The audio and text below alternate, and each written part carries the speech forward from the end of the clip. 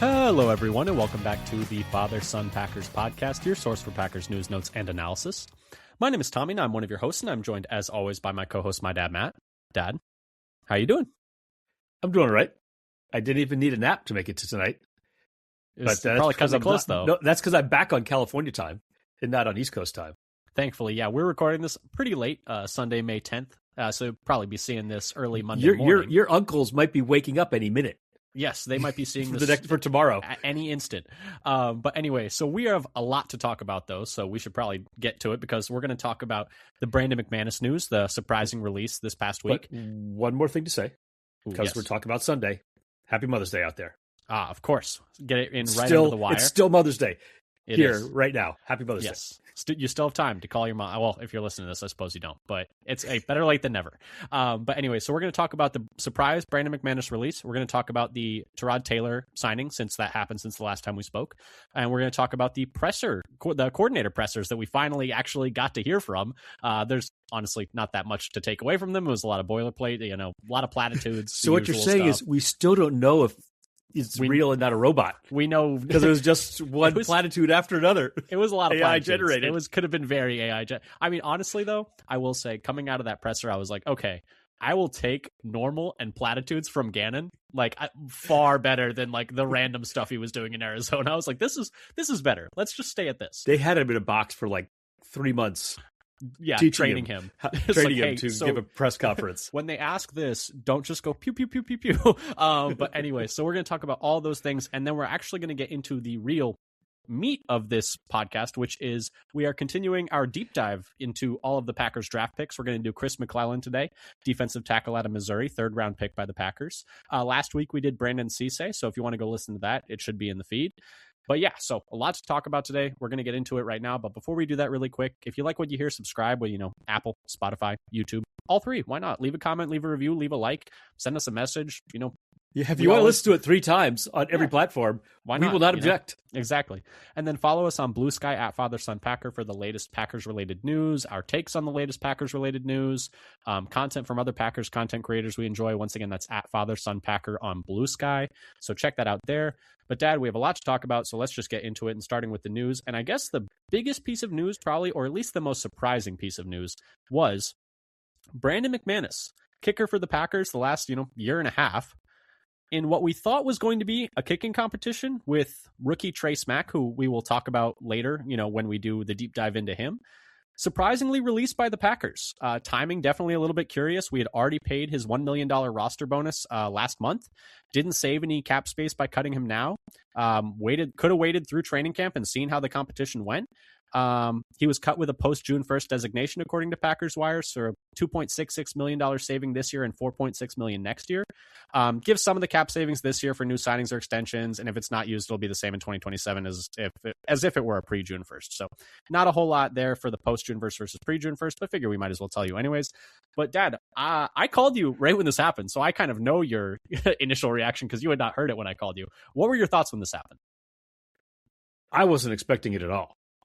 Because there was no, as far as I could tell, there wasn't an upside. You figure, okay, they've already paid the $1 million. And part of it's like, okay, did they just pay that $1 million to hide their intentions so that nobody would expect them to draft a kicker? It was all subterfuge. We're gonna pay out $1 million so that nobody will snipe us on a kicker.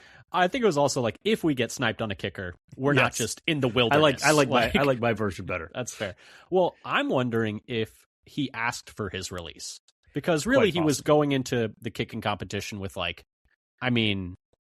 it was Smack's job to lose pretty much. Everybody, right? As I say, everybody knows that Smack had a major advantage, a leg up, if you will. Yes, a leg up. But yeah, so I'm wondering if he requested his release and wanted to go try and catch on somewhere else. That's the only thing that makes sense, because otherwise I don't know why you would do this now. He posted a farewell message to the fans, et cetera, but I mean, the other one that was positive was maybe Trey Smack just looked really, really good in rookie minicamp. He kicked the ball 3 times in the rookie minicamp, and okay, we're good. Great. But so I thought it was interesting. I thought it was weird. Smack definitely, like we said, had a major advantage going into this, but there was always the chance that, Smack has a bad camp and then they end up going with McManus anyways. So I'm a little bit surprised, but I guess I'm not totally shocked, just because if I was in like a veteran kicker's shoes and someone had just, that's kind of why I'm wondering if he asked for his release. Cause like if you're a veteran kicker and your team drafts a kicker, the writing's kind of on the wall for you. And like, you might as well just go try and find a job somewhere else while people are still looking for kickers. But at the same time, people are always looking for kickers. So I don't really, Yeah, I heard somebody speculate about maybe they should trade him to one of the teams that they sniped to that's the other thing. Pick Smack, and they just let him go. You'd think that a kicker would have like some trade value, especially like a veteran kicker, because it seems like every year at least a quarter of the league, maybe even a third of the league, is just searching desperately for anyone who can make a kick. And maybe you'd say, well, they'd look at McManus and they'd keep looking because he did not make a lot of kicks last year. We know what you. They're looking at the Packers like, we know what you did. It's like, you drafted a kicker for a reason. Like, we know, like, okay, McManus was not good last year though. It was definitely a spot. We talked about this when we talked briefly about the draft class as a whole. When we talked about Smack, was like that McManus was a question mark, if you're being generous, going into this year after what happened last year and how he lost several games for Green Bay. And so I think, this was kind of writing on the wall, maybe just a weird timing based on what we were expecting, but certainly strange nonetheless. Any last final thoughts on it? I don't know if there's too much more to really talk about there. No, I mean, I think we were hoping for a new kicker this year. Yes. But the schedule of events was a little bit wonky. A lot of confidence in Smack. Yes. Or Haversick, who is still on the roster also. Just important to point out. That's the kicking competition that Gutekunst was talking about. We're going to have a kicking competition. It's just going to be between Haversick and Smack. Yeah. Do you think they bring in a third guy? Like as part of camp? Do they need somebody to absorb some kicks, as it were? Or do they want to give, more opportunities to just two? Well, when we get to talking about the pressers, Acord, the new special teams coordinator, they asked him, like, oh, is it going to be hard, like, having a kicking competition with three guys? Because this was before the McManus release. And he was like, honestly, like, I've never had less than three, like, in a camp. He's like, two is the fewest. Or no, he said, I had two one time. But other than that, I've always had at least three. So I do wonder if, like, they will end up adding a third guy down the road. But that kind of does it for that. I thought it's a very interesting piece of, news, but I don't know if there's a whole lot of discussion that needs to happen around it. It's looking like the team wants Trey Smack to be the kicker, and hopefully he can, step up to the plate. In the end, it doesn't really affect what we thought the regular season team was going to be. No. Or at least what we hoped it would be, I guess. Yeah. Moving on, though, the other interesting piece of roster maneuvering was that Green Bay signed backup quarterback Tyrod Taylor and released Desmond Ridder. Contract amounts to 1 year with a cap hit of $2.82 million, $700,000 guaranteed at signing, which is actually a little less than I thought it might be. It was a bargain, I think. Yeah. I'm a little surprised he wasn't more sought after. Now, he is a little bit old. He's going to turn 37 in August, 15 years of NFL experience. He's played 100 career games, 62 starts, most of those with Buffalo from 2015 to 2017. Career passer rating 86.9, also has some mobility, 2,400 career rushing yards, 5.6 yards a carry. Basically, pretty much, Dad, right? A veteran quarterback, provide a stable floor, should be able to come in and, like, is definitively, like, more reliable than any of the other options that were on the roster. You know what you have, and this is the thing, we were just kind of hoping somebody would develop before signing Taylor. Now you kind of know what you're going to get and can plan. You expect that you'll get something. He's a very known commodity. He can run an offense. He's run a lot of different offenses. He should also be, I think, a big help in the room in terms of helping Jordan Love prepare for games. Like, he's seen it all. He's been in the league forever. Yeah, including a pregame warm-up collapse lung. Yeah. And then just in terms of recently, I mean, he was with the Jets last year, and while the Jets were 3-14 in games that Taylor started and finished, so I took one of his starts out because he only threw like 3 passes and then got hurt.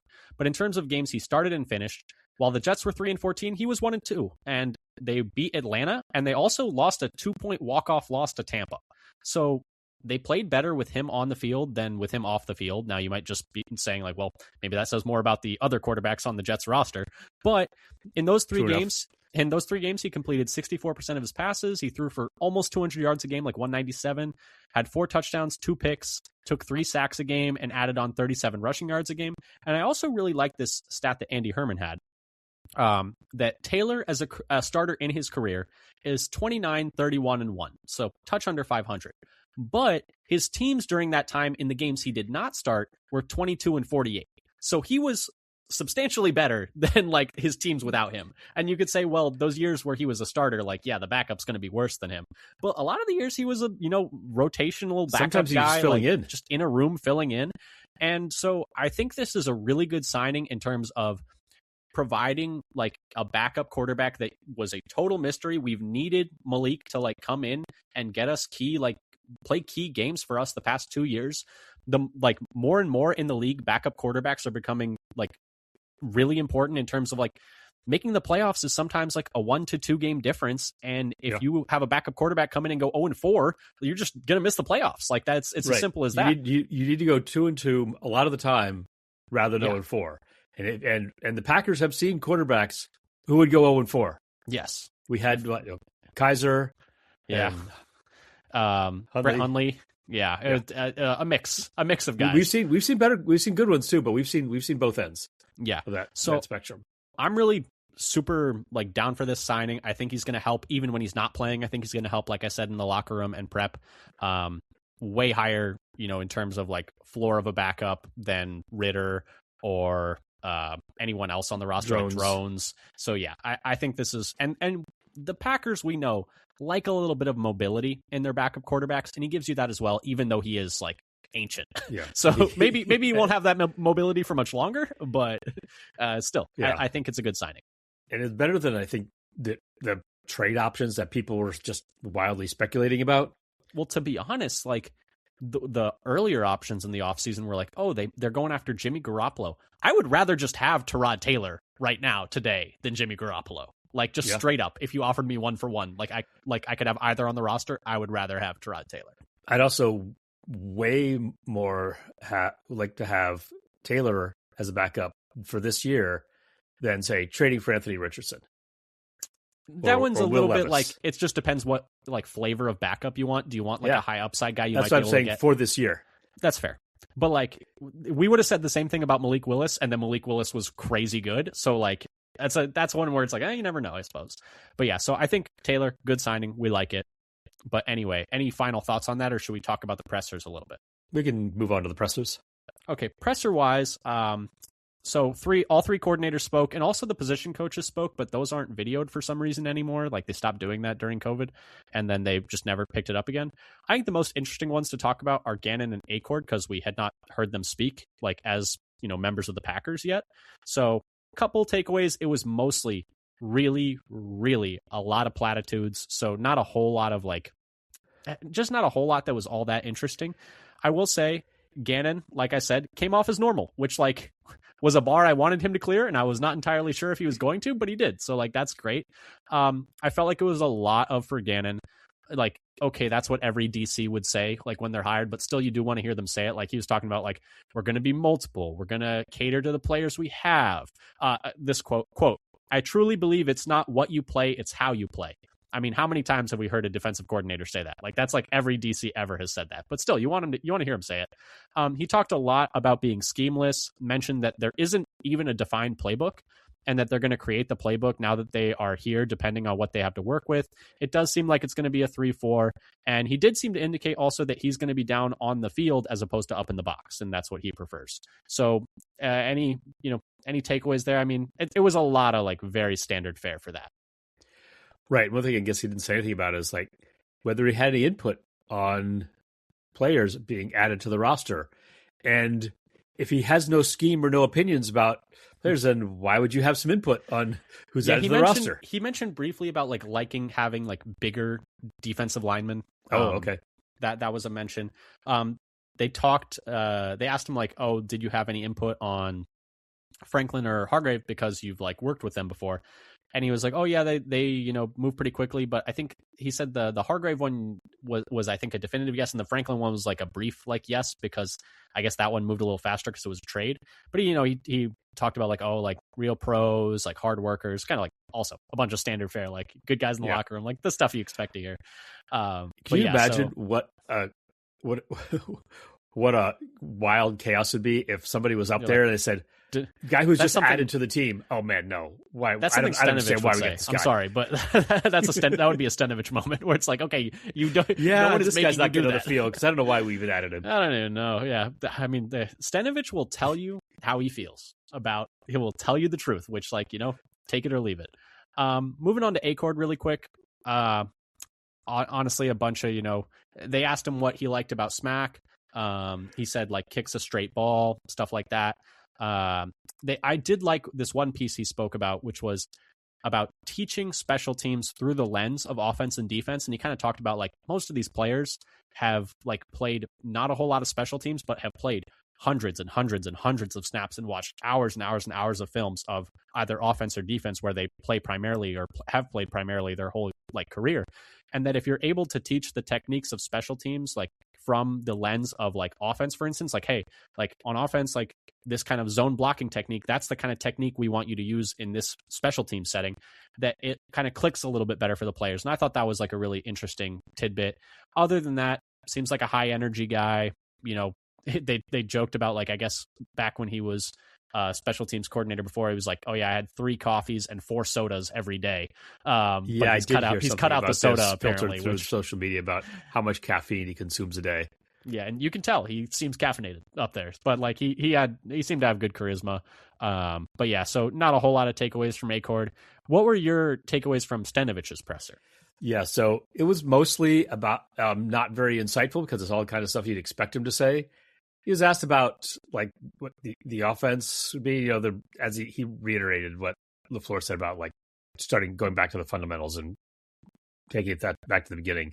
But he said for ideas, they watch every offense from the NFL in the offseason from every team, and then they get new ideas from what the defenses are doing. Sure. So maybe it's a little bit of information, I guess.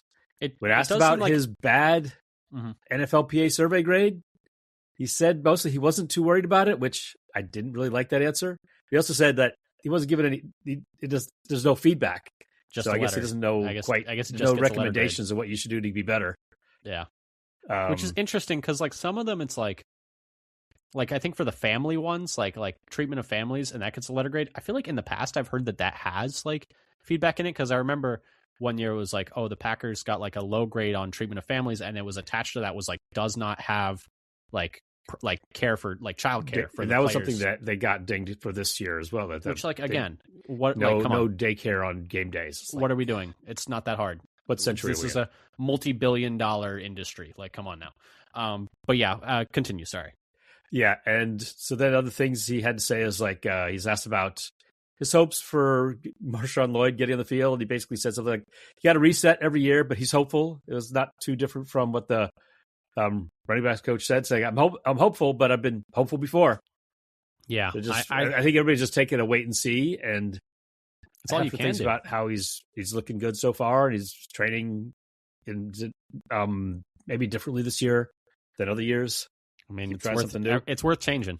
Like they've tried a lot of things and hopefully it works for him this year because I mean, the running game could really use a more explosive dynamic element. And also like the running back 2 position is kind of like, I mean, Chris Brooks he's barely a running back. Like he's more of like a specialist, like in some ways. But Stenovich did say they like his running ability as well, though. It's okay. Mostly, that's not what he does much. It's not really what he does, but maybe players are always able to improve. So maybe he's improved in that aspect. Any final thoughts on the Stenovich stuff? I thought all 3 of these pressers were like very standard fare, not a lot of information given, pretty like platitude-y, blah. Yeah, you say. I'll slander vanilla by saying the answers were vanilla. But make vanilla look spicy. But vanilla's got a lot of flavor. I know, I like vanilla. But anyways, why does everybody badmouth vanilla? It's not just. I think it's just that it's kind of the regular flavor, like right, it's the usual one. It's not like unflavored, milk. Exactly, nothing added to it. Yeah, it's not just like shaved ice, like with no syrup. Like that's what these were. Shaved ice, no syrup. It was just a snowball. It was just a snow cone, only snow. But let's, I guess, move on then and start talking about the, meat of our episode, which is deep dive number 2, Chris McClellan, 77th pick, interior defensive lineman, Missouri via Florida. He spent 2 years at Florida first. The Packers take him in the 3rd round after trading pick 84 and 160 to Tampa for pick 77. A little bit about him. 4th-year senior coming out of Missouri. He's going to be 22 at the start of the season. He's going to be 23 in October, so he's going to turn 23 pretty early on in the season. He is from North Tulsa, Oklahoma, which I thought was interesting because he is from very close by to Josh Jacobs, apparently. They're from like the same hometown, and so he's talked to Josh Jacobs about that, which I thought was a fun little tidbit. He spent 2 years at Florida as more of a rotational player, and then transferred to Missouri for the last 2 years where he started almost every game. What were your thoughts, initial reactions when this draft pick, when the trade up happened, and then when the draft pick was made? So I was a little surprised at first that they traded up to get him. I was happy in the end to find out that they traded pick 160 instead of pick 153, because the first announcement was just they had traded a fifth, yeah. And you didn't know which one. It does seem clear that they liked him more than Big Citrus. Yes, Orange, who went right after to the Vikings. So that's going to be one where those guys are going to be compared for, the bulk of their careers. Yeah. And in addition to Orange, there was another D tackle who went before their pick would have come. Yes, the Alabama D tackle. Went to Carolina. Spacing on his name right now. Is it Albert Regis? Is that his name? Oh, Regis. Yes, that could be right. There was an Albert Regis in the draft.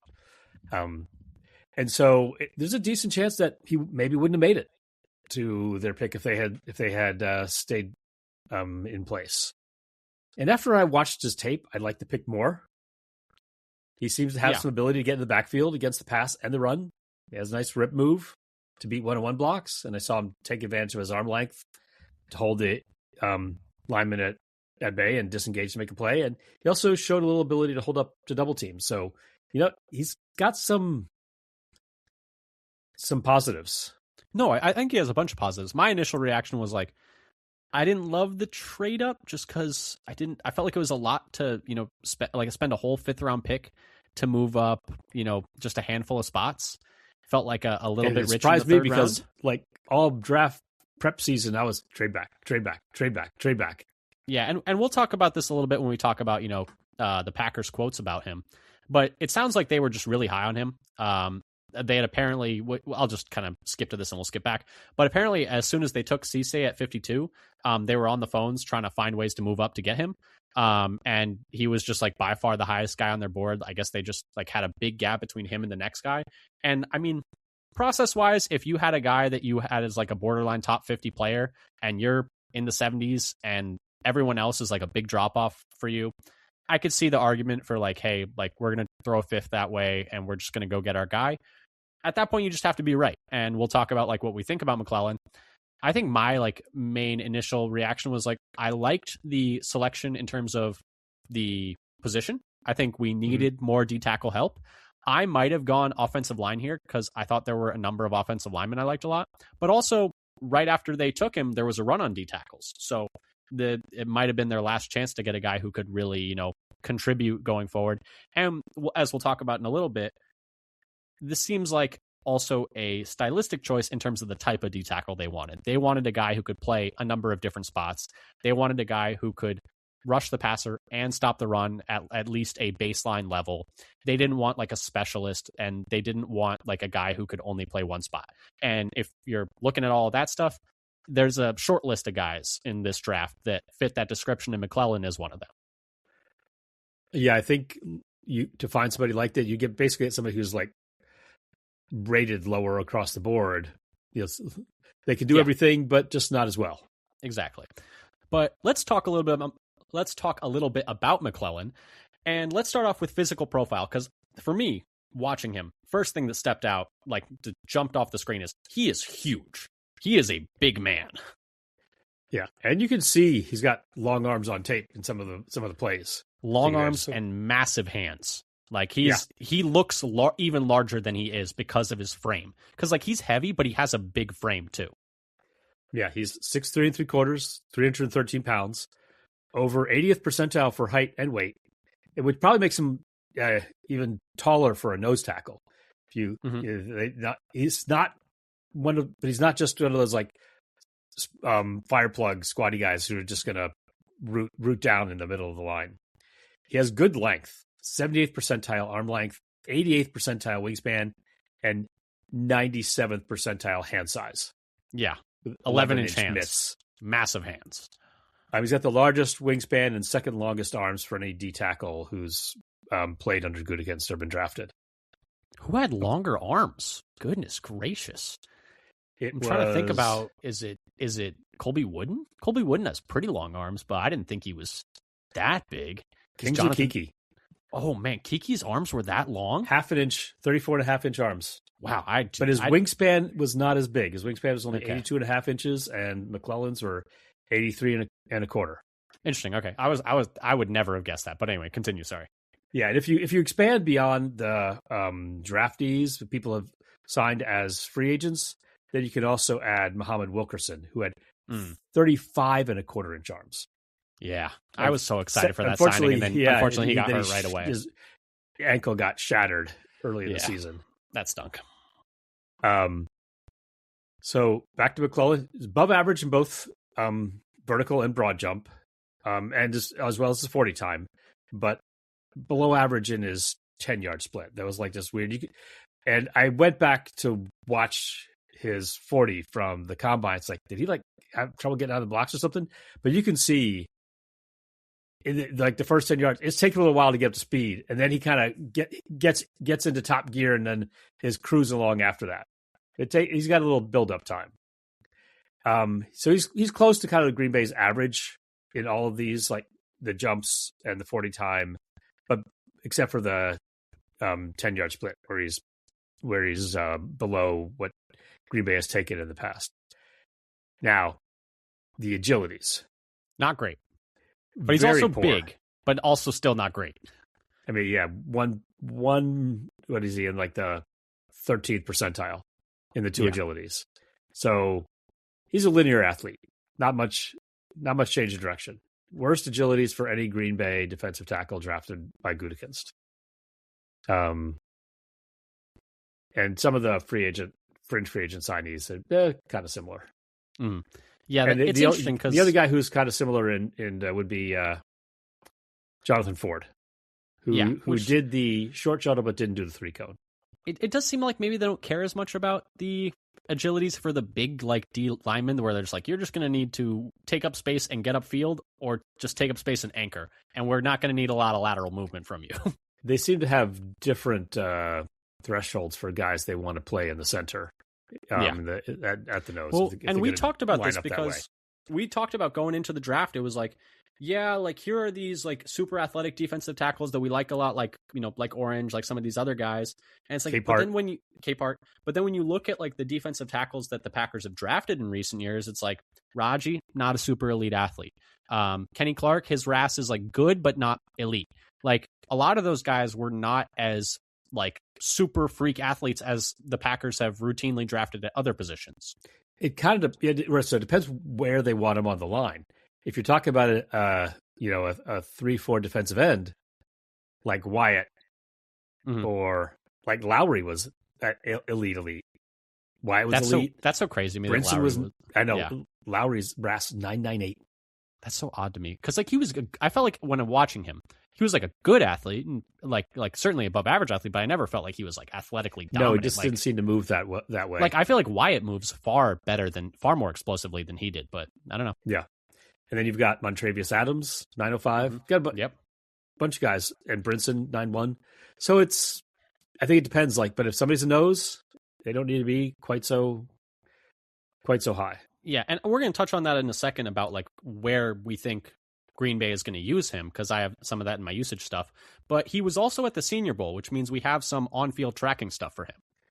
Yeah, the Zebra Tech measurements. So compared him to all interior defensive linemen at both the Senior and Shrine Bowls. It's been since 2018 where they've been doing this. It started a couple years later in the Shrine Bowl, but 155 interior defensive linemen.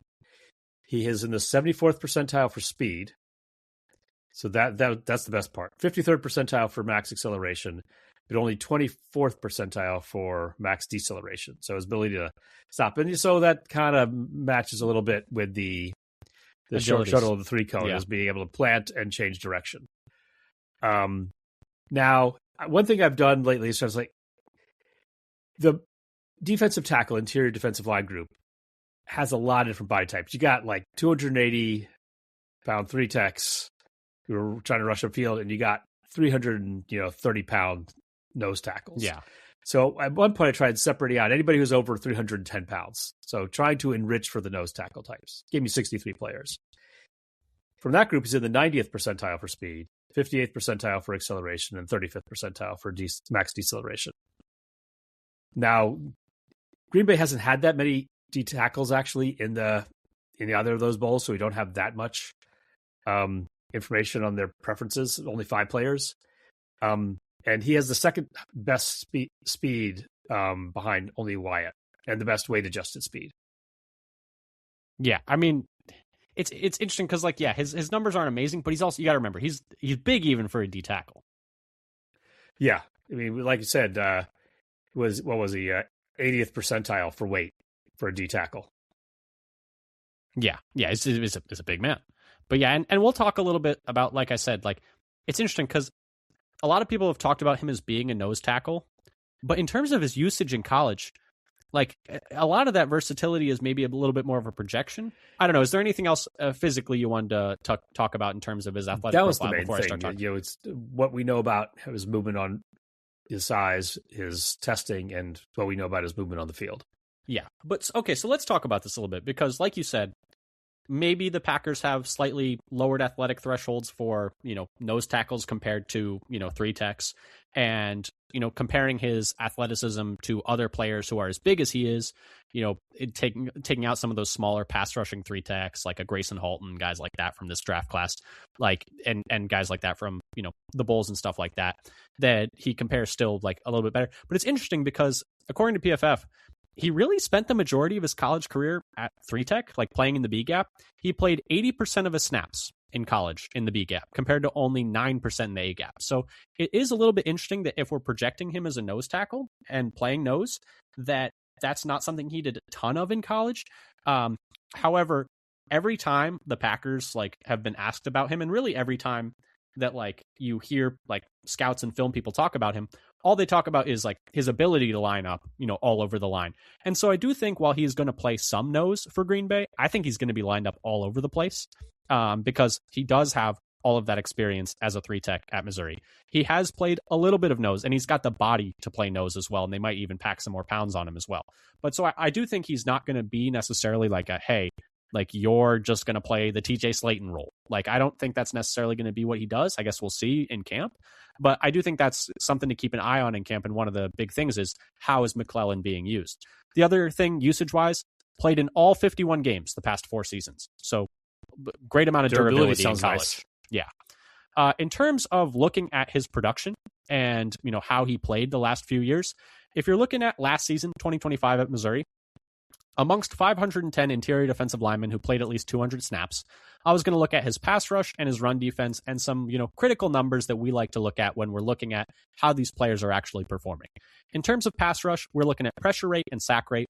For pressure rate last year, he was in the 70th percentile, and this is not, adjusting for weight. So this is including those pass rush specialist guys that are at least playing enough snaps.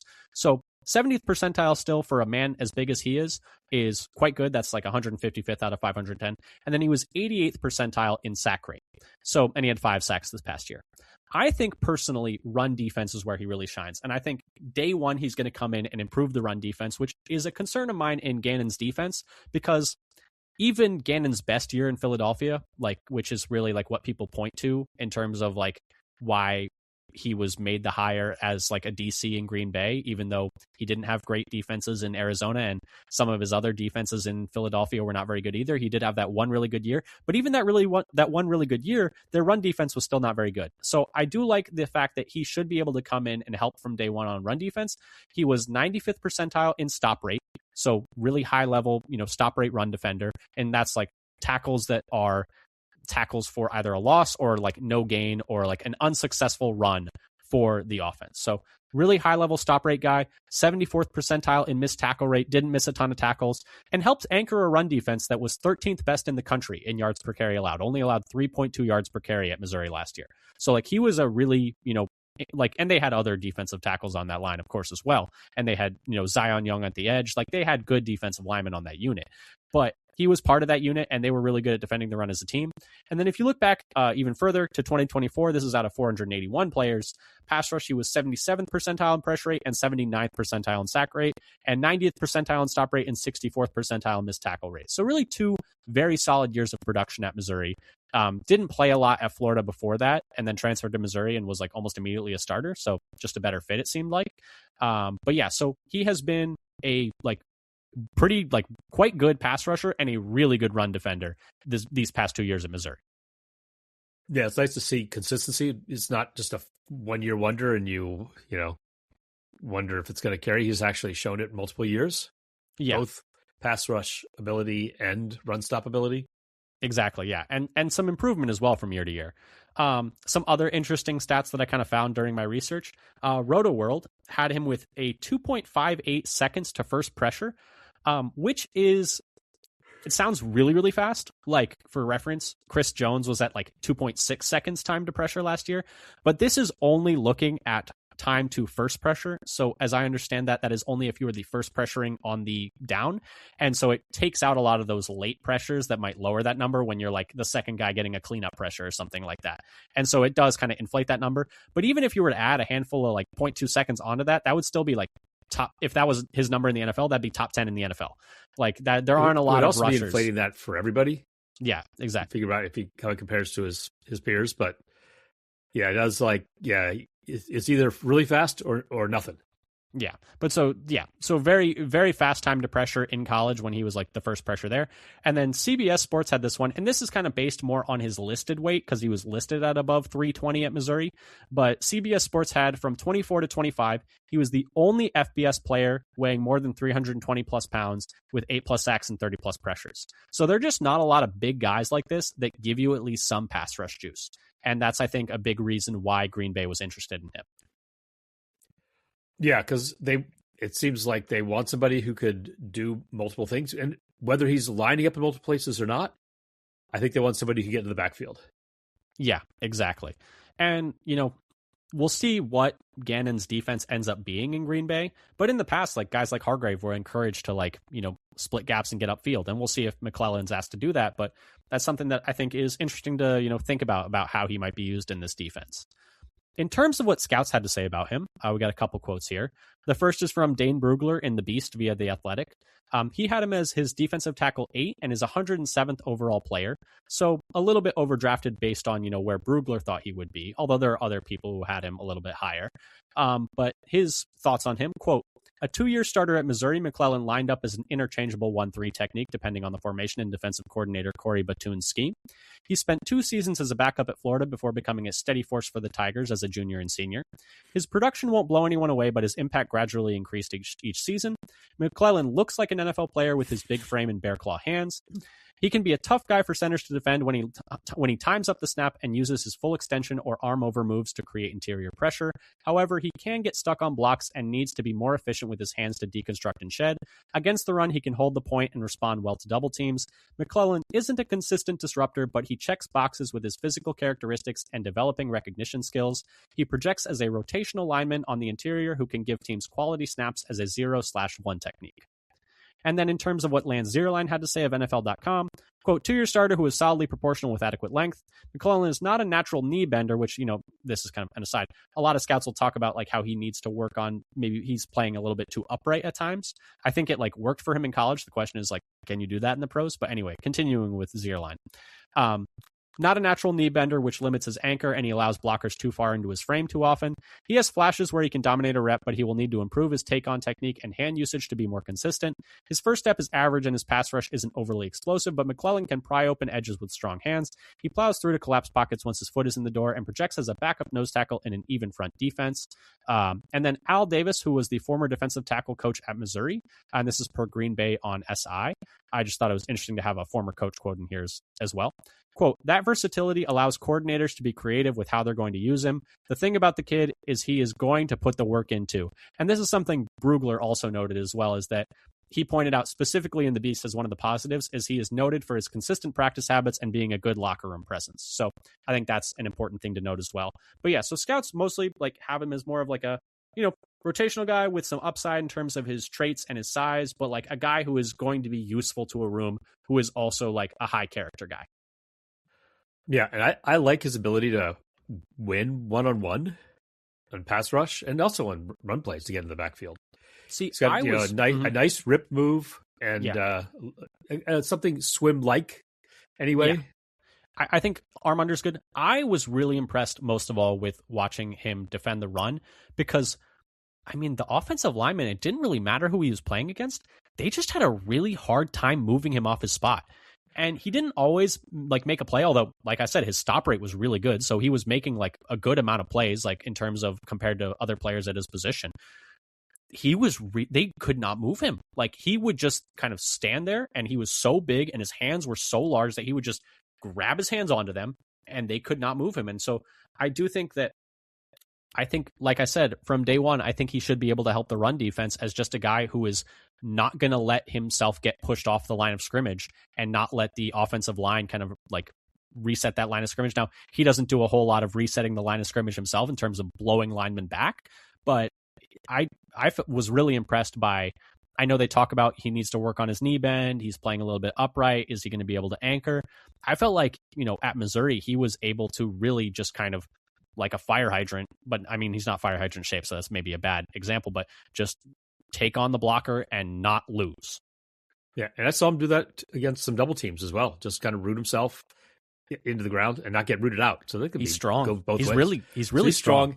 The other thing you think about, when somebody's got long arms, like, yeah, you get it to push somebody out, but you also have to be able to maintain that against all the weight. Yeah. And not have able to lock out the arm pretty well. Lock out the arms pretty well. And then he could toss some guys around a little bit too to move the offensive lineman out of the way to get in the backfield. Yeah, and he's probably going to be, you hear like Justice Mosqueda talk about this on the Pack-A-Day podcast with Andy Herman, is he's probably going to be asked to play a gap and a half in this scheme in terms of like he's going to want to hold the guy and hold the outside contain for a second and make the like running back commit in and then go inside and then make the running back spill outside and have him like hold up enough until the safety and linebackers, safeties mostly, get there. And so I think you can see him doing that while at Missouri. There are times where maybe like you said, the technique's not exactly what you'd want, but I'm excited about him as a run defender. I think he can really help this defense in terms of like that is an instant day one role that I think he can help with. And then we'll see down the line if the other stuff, shows up as well. Now, I think the question mark is, hasn't played a lot of, nose tackle, one tech stuff like that. Like in terms of like only 9% of his snaps would lined up there. Is he able to, do that role like as a full time, like that's what you're doing? What are they going to ask him to do? Does he have enough juice as a pass rusher to, play on passing downs like early on?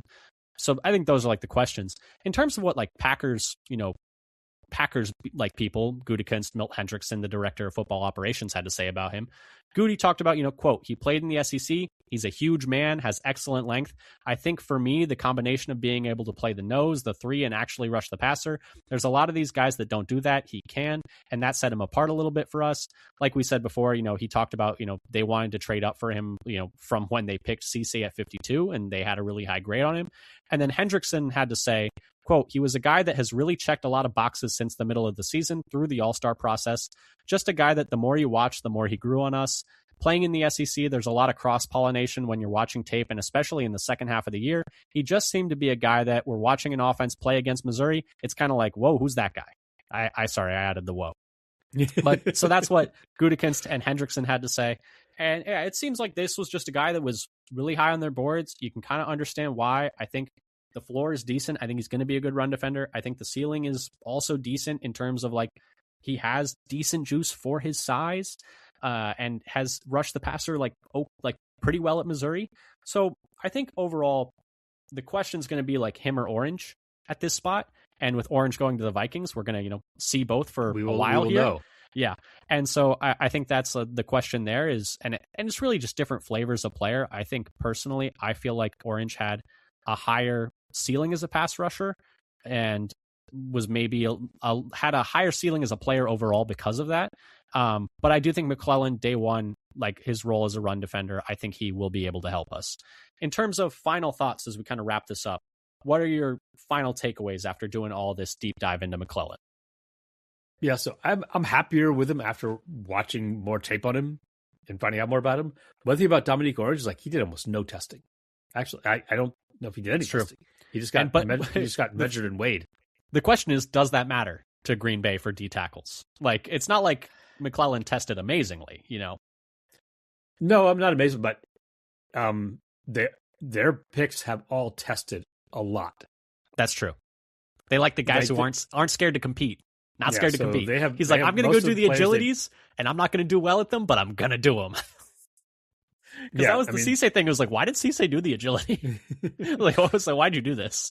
Yeah, so like almost everybody they've drafted under Gutekunst has done at least one of the agilities. So usually the shuttle, and they've really filled up their testing sheet. And Orange did nothing. Yeah, so maybe that was part of it. But I also think, like, I'm excited to see McClellan. He's going to be wearing number 55 also, which interesting number for a D tackle. I don't hate it. Yeah, this threw me off at first when somebody's got 55. It must be Dennis. It must be DDS, must be the dentist. But yeah, no, 55 is a D tackle, which I'm trying to remember. There's another D tackle or two that wear 55. It's not like totally like out of the blue, but it is definitely like a little bit of like, oh, like not a number in the 90s. There haven't been a lot of those in Green Bay. Yeah, I hear people complain about the numbers, like, and I'm an old head. I got a lot of gray, and I just don't care. It doesn't matter that much to me. I just can't muster any outrage over numbers. It's going to be weird seeing Bullard in 7. I think that's going to be a little odd. It's going to take a second to wrap my head around. If somebody changes the number, then that would throw me off for a minute. Yeah. But yeah, my final thoughts. I think I'm excited about the pick. I think positionally it makes sense. We needed D tackle help, and now we're just going to have to see how he looks in camp and how they use him in camp, because I think that's going to be a big thing to keep an eye on is, his usage. How much is he getting lined up at nose? How much is he getting lined up as a 3 tech? Where does he fall into the depth chart? I guess that's the final thing we can talk about here. In terms of the depth chart right now, guys on the roster, Wyatt, Hargrave, Brooks, Brinson, and McClellan, if we're talking about those 5, and then kind of, Stackhouse and Ford are kind of, guys more on the fringe of the roster and some other guys on the fringe of the roster. But in terms of those 5, where do you imagine by the end of camp McClellan will shake out in terms of depth chart? So I think that the only other person who could be competing with him I suppose if he doesn't look good enough, they could put Hargrave in the middle. Yeah, but I think Hargrave is going to play some at nose. I think that's a done deal. I don't know if it's how much it's going to be, but he's going to play some there. But Brinson showed a little bit last year when he was able to play. We'll see. Yeah, I would say that he's McClellan has a good chance to be number 3 D tackle. I think so as well. I imagine that it will be Wyatt and Hargrave, and then it'll be McClellan, Brooks, Brinson fighting for that 3rd spot. And I imagine, like you do with every decently high draft pick, you hope that the draft pick wins that job. And I think camp is going to be where that kind of gets separated out. Yeah, and also just thinking about how we've gone through the draft so far, we had the 2 spots that needed help, I think, the most. Though some people might disagree and say that the other one is... I would say O-line, but fair enough. But we got a good match between where somebody was ranked on the board and the position we needed when it was time to pick. And yes. I really wanted to get a D tackle in one of the first 2 picks. Yeah, because like we mentioned, there was a run on D tackles after that, and the board kind of fell off after that. And we're going to talk about that as we get into later picks. But I do feel like a lot of this draft was a nice intersection of need and value, which, is usually a hallmark for a good draft, but only time will tell. But anyway, this has been our deep dive into Chris McClellan, newest Green Bay Packer. Exciting stuff. We also talked, like we mentioned, about a couple roster moves as well as the presser stuff. So, those, if you jumped around timestamps, feel free to jump back to those. If you like what you heard, subscribe, whether that's Spotify, Apple, YouTube. Leave a comment, leave a review. Once again, follow us on Blue Sky at Father Son Packer for the latest on all the Packers news. We will be doing episodes every single week for the rest of the offseason, finishing this deep dive stuff, and then going into talking about training camp and looking into the season. Schedule is about to get released soon, so all that stuff is coming up. By next week, we'll know the schedule. Exactly. I was thinking about this earlier today. I am very excited for the one-on-one blocking drills in practice. Yeah, in practice. Yeah, and I'm not sure which way I want to see them go. Is this going to be wow, the D-line looks unstoppable? It's like, uh-oh. Right. For the O-line. The D-line looks unstoppable, or wow, the offensive line is getting no struggling, pressure at all. There's going to be a lot of interesting position battles, and we will be keeping track of all of those as we go through the whole offseason. Like we said, 1 episode every single week for the whole offseason, and then 2 a week during the season. So don't turn that dial. But that'll do it for us for this one. Until next time, go Pack, go. Go Pack, go.